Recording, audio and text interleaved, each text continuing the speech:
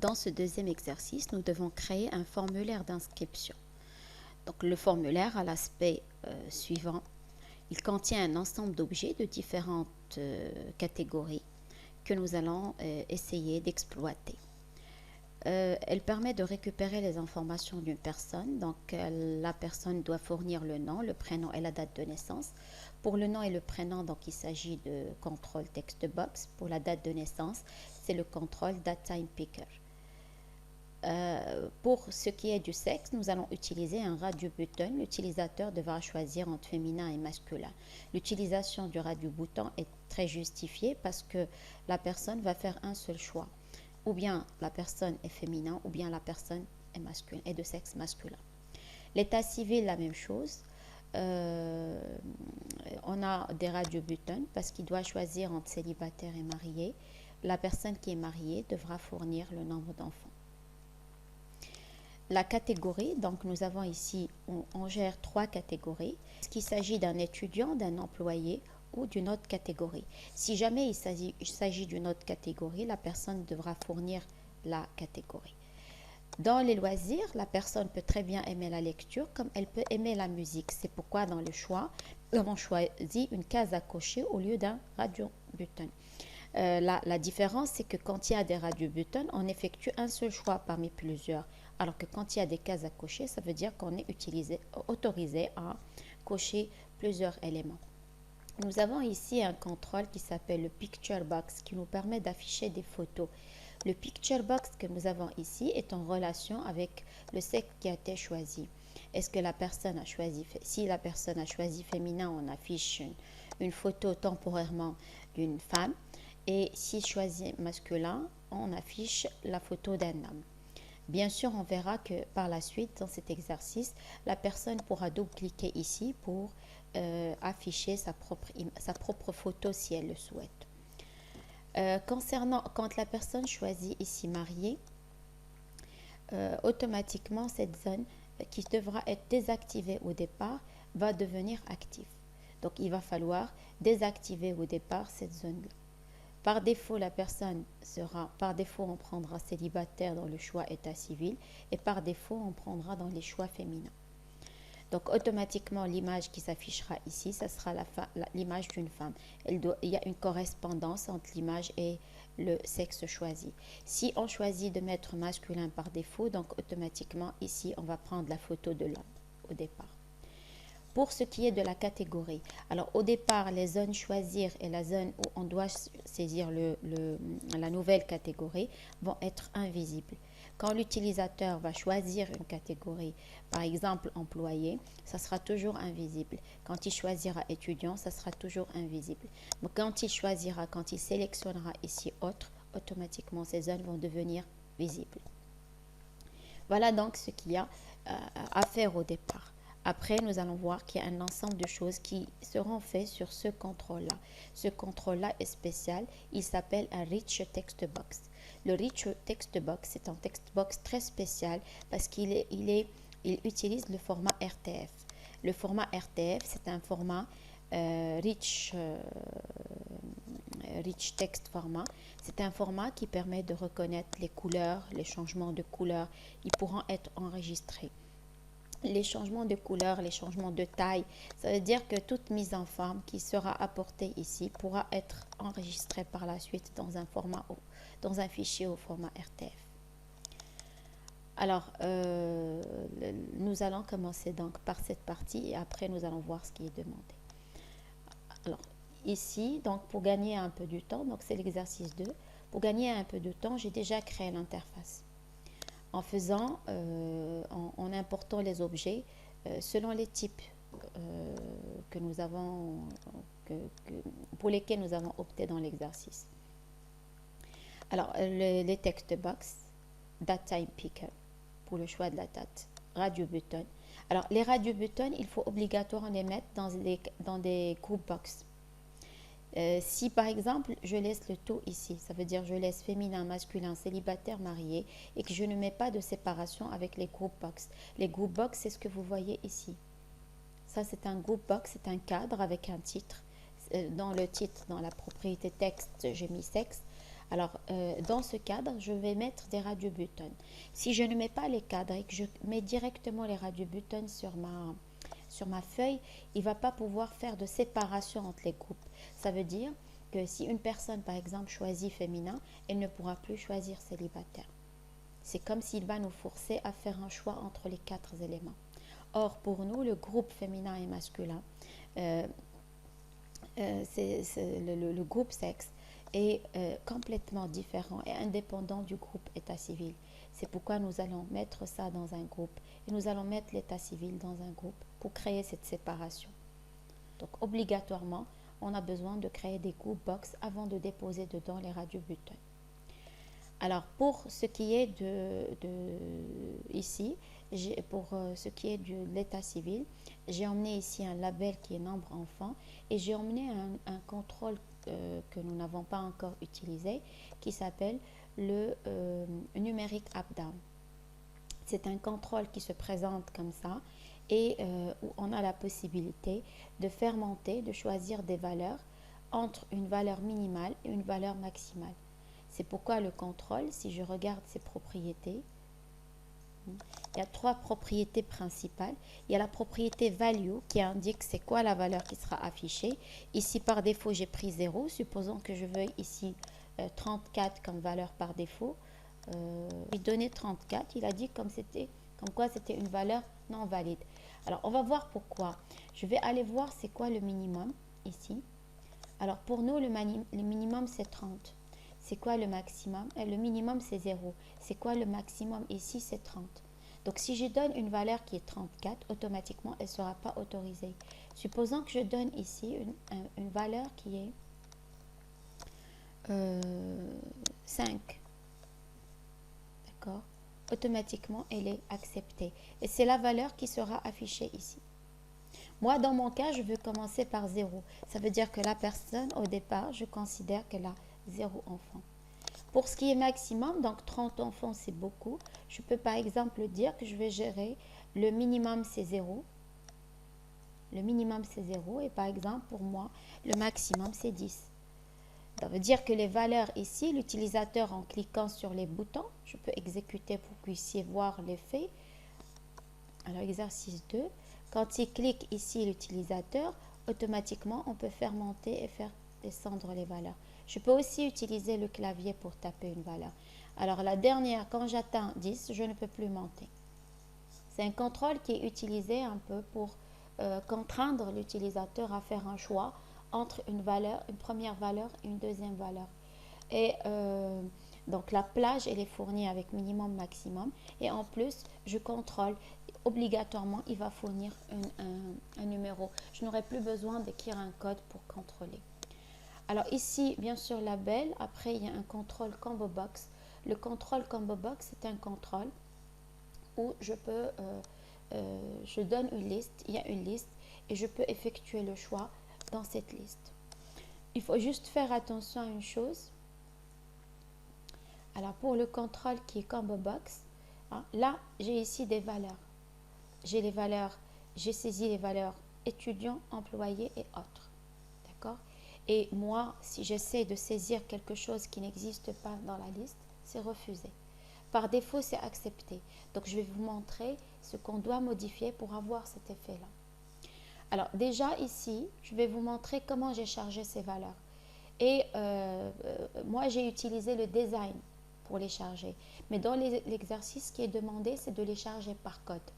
Donc là, je vais vous montrer comment j'ai chargé par design. Après, on va effacer et on va charger plus tard par code. Alors, pour ce qui est du design, comment est-ce qu'on charge un combo box par le design? On va aller voir une propriété qui s'appelle items. Donc, items, ici, vous cliquez et vous commencez à taper les valeurs. Étudiants, employés, autres, vous faites entrer et vous tapez ce que vous voulez. Chaque fois que vous tapez une valeur, elle va automatiquement apparaître dans la liste des valeurs. Regardez ici. Voilà les valeurs que j'ai tapées. Donc, une valeur par ligne. Maintenant, j'ai dit que moi j'ai un contrôle de saisie. Ça veut dire que je ne peux pas. Je ne peux pas saisir quelque chose qui n'existe pas. Je n'ai pas le droit. Si je tape un E, automatiquement, il va me faire monter un des éléments qui commence par la lettre E. Mais il est hors de question que je tape quelque chose d'autre. Par défaut, c'est pas comme ça. Alors, c'est quoi la propriété que je dois modifier? C'est la propriété qui s'appelle drop-down style. Par défaut, c'est drop-down. Alors, regardez quand c'est juste drop-down et si on n'a pas modifié, ici, je peux très bien écrire. Donc, le combo box, j'utilise l'option drop-down quand l'utilisateur a le droit de saisir de nouvelles valeurs qui n'existent pas dans la liste et il a le droit de les saisir pour qu'on puisse les récupérer. Et la propriété drop-down list est utilisée si je veux fixer les valeurs, si je veux lui interdire de fournir quelque chose d'autre que les valeurs que je propose. Alors pour moi, j'ai 3 valeurs qui sont proposées. Il y a autre, employé et étudiant. Donc je dois saisir une de ces 3 valeurs. Je ne vais pas, je vais pas laisser libre. Donc je dois automatiquement changer la propriété drop-down style pour choisir ici drop-down list. Et comme je disais tout à l'heure, moi je vous ai montré maintenant comment remplir avec le design, mais on doit voir comment remplir aussi avec le code. Ce qui fait ici, je vais aller vider items et je vais enlever toutes ces valeurs. Je vais les remplir plus tard par le code. En général, on a toujours deux possibilités de travailler.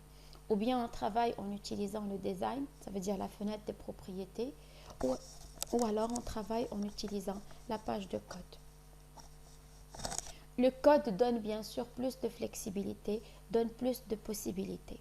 Le design est beaucoup plus rapide. Donc, alors après, donc ça c'est un label, ça c'est un text box où je pourrais choisir. Ici, j'ai mis un group box. Je n'étais pas obligée de le mettre parce que les checkbox, ils n'ont pas le même problème des radio buttons où il faut faire un seul choix. Les checkbox, par définition, on peut cocher beaucoup de cases en même temps.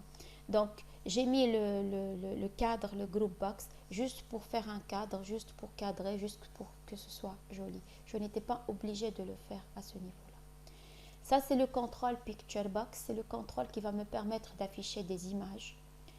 Et ça, c'est un label. Ça, c'est un contrôle rich text box. Comme j'ai dit, c'est un contrôle pour la saisie. Je peux faire la saisie dedans. Je peux retourner à la ligne, je peux faire. Et après, bien sûr, on va voir qu'on peut modifier, comme on a dit, toute la mise en forme. C'est ce qui lui donne le nom de Rich Text Box. Alors, pour la validation, pour cliquer sur le bouton valider, au lieu d'utiliser un bouton, j'ai voulu changer un peu. Donc, j'ai utilisé ici un contrôle qui s'appelle le link label. Le link label, c'est un contrôle qui donne cet effet, comme un lien Internet par exemple. Et quand je clique dessus, il y a aussi un événement clic. Quand je vais cliquer, je vais écrire le code comme s'il s'agissait d'un bouton. Donc ici, j'ai le choix bien sûr. Alors, commençons par programmer les petites, les choses qui doivent être programmées au départ. D'accord? Je vais commencer ici. Alors, attention ici. Féminin, pour moi, c'est coché. Par défaut, vous pouvez très bien avoir féminin décoché. Décoché, ça veut dire que ici, je suis venue et j'ai modifié la propriété checked. Au lieu que ce soit false, j'ai mis true. Parce qu'au départ, c'est comme ça. Au départ, quand vous faites glisser un radio button, c'est automatiquement non coché. Alors, quand vous exécutez et que vous demandez à l'utilisateur de saisir les informations, il peut très bien laisser ça vide et cliquer sur valider. Si jamais je fais ça, c'est tout à fait possible, mais il va m'obliger à faire une vérification. Il faut que je vérifie est-ce qu'il a bien saisi un sexe. Il faut que je vérifie est-ce qu'il a bien saisi un état civil. Le fait de choisir une valeur de départ, le fait de choisir dès le départ une valeur, ça veut dire que obligatoirement j'ai un choix. Donc jamais féminin et masculin ne seront laissés vides et jamais célibataires et mariés ne seront laissés vides. Il y a toujours un choix. Donc moi, en tant que programmeur, ça m'évite de programmer cette action et de vérifier est-ce que l'utilisateur a saisi ou non. Ce qui fait ici, je vais venir soit sur féminin, soit sur masculin et je vais activer. Ça veut dire, ici, il y a je vais le faire par design. Encore une fois, je peux le faire par design, je peux le faire par code. Supposons par exemple ici, je vais le faire par design et ici, je vais le faire par code. Alors, féminin par design, je vais aller vers check it. Ici, check it.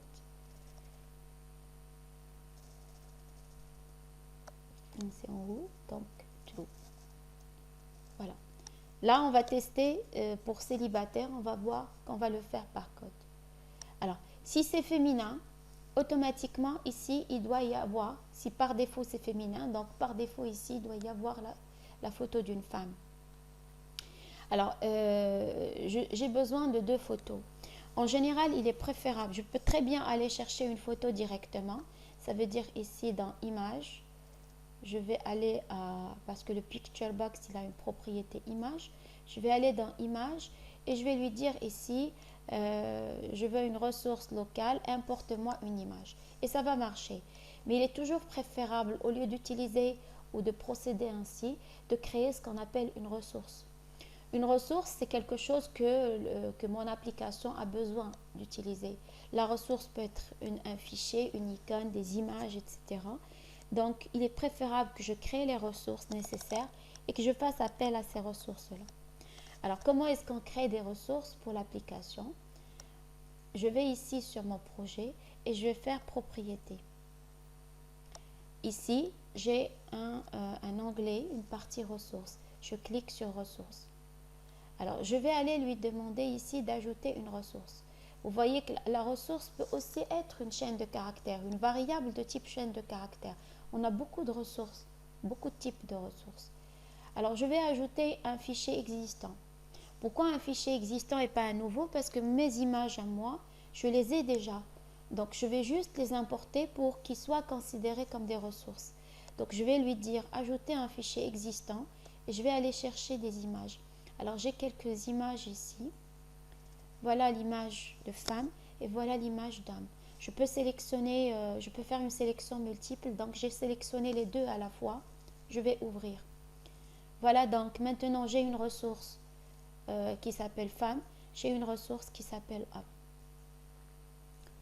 Alors, comment on va faire pour associer la ressource? Je vais venir ici à Images et je vais aller, donc, fichier de ressources du projet. Je choisis femme. OK. Voilà, j'ai l'image de la femme qui s'affiche. Alors, quand j'exécute, automatiquement, il y a féminin qui apparaît ici et l'image correspondante apparaît à ce niveau-là. Bien sûr, quand je clique sur masculin, il faut automatiquement que la photo change. On va y arriver. Alors maintenant, je dois commencer par les choses qui, quand j'ouvre mon formulaire, doivent être là. D'accord? Les choses qui doivent être exécutées au départ du formulaire, au démarrage du formulaire. Alors, au démarrage du formulaire, ou les choses qui doivent être exécutées au démarrage du formulaire, doivent être écrites dans l'événement qui s'appelle Form Load, chargement du formulaire. Alors, qu'est-ce que je dois avoir ici? Au départ, j'aurais dû avoir célibataire coché par défaut. J'aurais pu le faire, comme j'ai dit tout à l'heure, par design, mais j'ai choisi de le faire par code pour vous montrer que ça peut être fait par code et que c'est quoi le code que je devrais écrire. Donc, dans le form load, la première des choses, c'est que je dois activer la zone célibataire. La deuxième des choses, il faut que mes catégories soient là. Vous vous rappelez, je les ai supprimées tout à l'heure. Donc, il faut que mes catégories soient là. Je vais les créer par code. Donc, encore une fois, dans le form load, on va écrire un code qui va permettre de charger le combo box pour apprendre comment charger le combo box. Autre chose, il faut aussi que mes zones, la zone choisir et la zone pour saisir la catégorie soient invisibles. Quand est-ce qu'ils vont devenir visibles? Quand je choisirai ici autre. Donc au départ, quand je suis là, l'utilisateur n'a encore rien choisi, la zone catégorie est vide, donc automatiquement il faut que les deux zones soient invisibles. La même chose ici, si par défaut célibataire est coché et activé, donc automatiquement il faut que les zones nombre enfant et les zones numérique up-down soient désactivées. Donc là, désactivé, c'est la propriété enabled. Visible, c'est la propriété visible. Et pour cocher et décocher un radio button, donc c'est la propriété checked. Pour remplir un combo box, c'est la propriété .items.add. Donc, et bien sûr, il est très important de savoir c'est quoi l'événement concerné pour que je puisse savoir où est-ce que je vais écrire mon code. C'est vraiment très, très important. Là, la question qu'on se pose, c'est qu'est-ce qui doit apparaître au démarrage du formulaire? Ce qui apparaît au démarrage du formulaire, ce sont des choses que je dois mettre dans l'événement formLoad. Parce qu'il s'exécute quand le formulaire démarre, quand le formulaire est chargé. Alors, pour aller à l'événement formLoad, j'appuie sur n'importe quelle zone ici et je double-clique. Parce que l'événement load, c'est l'événement qui est par défaut pour les formulaires. Ça me rappelle juste ici, j'ai vu le cadre et je me suis rappelé, tous mes objets, au lieu de les créer directement dans le formulaire, pour avoir cet effet, j'ai d'abord créé ce qu'on appelle un panel. Un panel, c'est un cadre, il existe dans la partie contrôleur, c'est un panel. J'ai mis un premier panel, je lui ai donné la couleur bleue, j'ai mis un deuxième panel, je lui ai donné la couleur jaune et à l'intérieur, j'ai commencé à créer mes objets. Les panels ont un effet visuel, certes, c'est un cadre, certes, mais ils permettent surtout de séparer des parties dans notre formulaire. Si par exemple, je vais jouer sur la visibilité et que j'ai tout cela que je dois rendre invisible, au lieu de mettre une visibilité par élément, je peux très bien lui dire « cache-moi tout le panel ». Il va par exemple mettre le panel point visible égale à false. Tous les objets qui sont dans le panel, ils seront invisibles. Si je devais le faire, ça veut dire sans le panel, j'aurais dû mettre chaque élément par élément, point visible égale à false, point visible égale à false. Donc ça, c'est un autre intérêt du panel, à part l'effet design. Alors, allons au code. Voilà, je suis dans le form load. J'ai donné des noms, j'ai attribué des noms significatifs. Alors, pour les boutons radio, ça c'est radio féminin et ça c'est radio M, masse. Ça c'est radio célibataire, ça c'est radio marié. Alors, ce label-là, c'est LBL nombre enfant. Ce numérique up-down, donc c'est numérique up-down nombre enfant. Le combo, je l'ai appelé CMB catégorie. Et ici, c'est TXT autre. Et là, ça sera LBL autre. Voilà, donc ce sont les éléments sur lesquels je dois travailler. Alors, au chargement du formulaire, commençons donc par activer le radio button de célibataire. Donc, c'est rad célibataire.checked égale à true. Je mets la propriété checked par code à true. Deuxième des choses, donc le LBL qui concerne regardez l'intérêt de la nomination par type. Quand j'ai mis LBL, automatiquement il va me donner tous les labels. Je ne suis pas obligée d'apprendre ou de connaître leur nom par cœur. Il va me les classer et me donner les labels. Donc LBL nombre enfant point enabled égale à false. Ça veut dire que je veux désactiver le label nombre enfant. La même chose pour le numérique up-down. Alors, le numérique up-down nombre enfant point enabled égale à false. Le LBL pour autre, pour la catégorie, doit être invisible. Donc, point visible égale à false. Le TXT autre pour la catégorie, point visible également égale à false. Alors, pour ce qui est du combo box, je dois remplir le combo box CMB catégorie.items point add employé.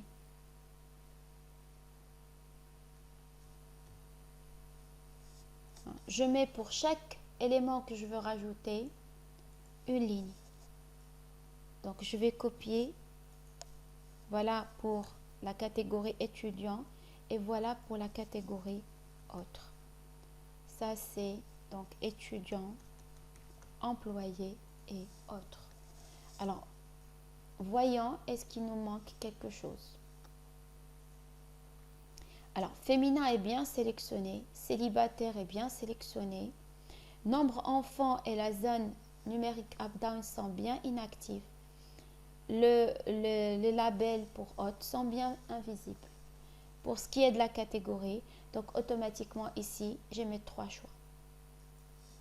D'accord? Voilà donc, maintenant, quand je clique sur marié, d'accord? Commençons par féminin et masculin. Quand je clique sur masculin, il faut que la photo change. Donc, automatiquement, quand je clique sur masculin, quand je coche masculin, la photo, elle va changer. Ça veut dire, là, il faut que je réfléchisse. Donc, c'est quel événement? C'est à quel moment la photo change? C'est pas en cliquant sur la photo qu'elle change. C'est en cliquant ici sur le radio button. Donc, l'événement concerné, c'est l'événement check changed. Quand le check changed, c'est l'événement qui existe chez les radios. C'est un des événements du radio button. Le check changed, qu'est-ce que ça veut dire? C'est un événement qui se déclenche quand c'est activé et qui se déclenchera aussi quand c'est désactivé. Donc, automatiquement, au lieu d'écrire le code sur le radio féminin et d'écrire encore le code sur masculin, il suffit que j'écrive le code sur un des éléments. Je lui dis si féminin est checked, donc automatiquement la photo est femme. Sinon, si féminin n'est pas coché, automatiquement la photo est homme. Quand on va cliquer sur masculin, donc il y a un changement de position ici, puisque c'était true et c'est devenu false. Donc il va exécuter le code. Quand je clique sur féminin, il y a un changement aussi ici d'état, donc il va encore exécuter le code. Si je mets mon code ici dans le checked pour féminin et que je le répète dans le checked pour masculin, ce n'est pas une erreur, mais ça ne sert absolument à rien de le refaire 2 fois. Alors, voyons voir c'est quel code nous allons écrire. Alors, je vais ici, donc sur le radio button, l'événement par défaut, c'est le check changed. Je vais lui dire, si je trouve que radio féminin est coché, donc si c'est checked, sans dire égal à true, parce que c'est une variable booléenne. Alors, qu'est-ce qui va se passer? Le picture box, pic B, photo, je l'ai appelé, point image, égale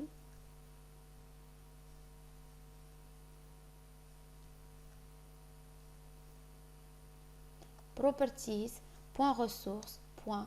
Il me donne les ressources que j'ai.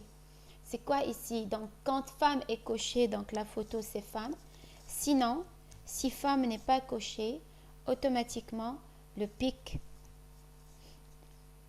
box.photo, donc il va prendre point image, il va prendre properties. Donc, pour accéder aux ressources, je dois aller à properties.ressources.homme.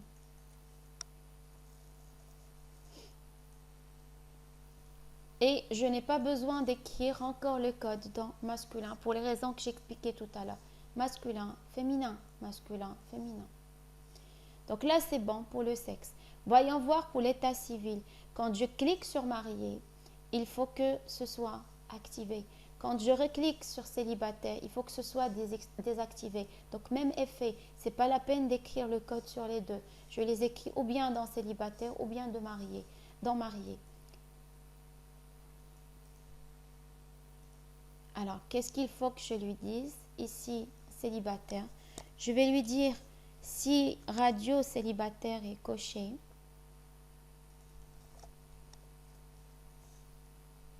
checked.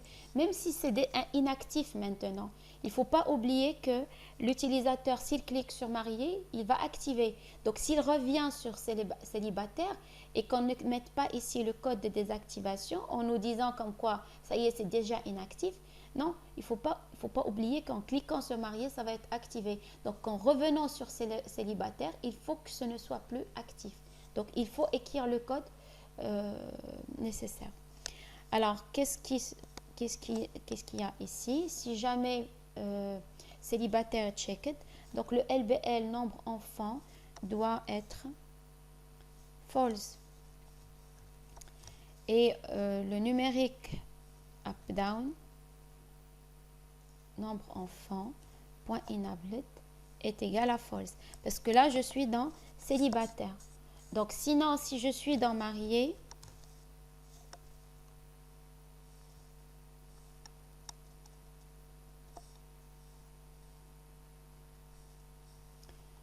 c'est le même code, mais ça sera actif. True. True. J'exécute.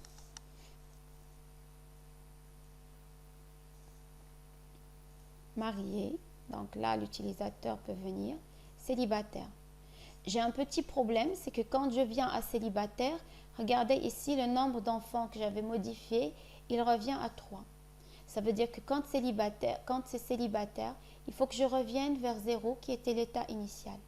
Donc en cliquant sur célibataire, il faut que le numérique up-down prenne la valeur 0. Donc je vais corriger cela. Sinon en cliquant sur marié, ça s'affiche. En cliquant sur célibataire, ça devient inactif. C'est exactement l'effet que je souhaite.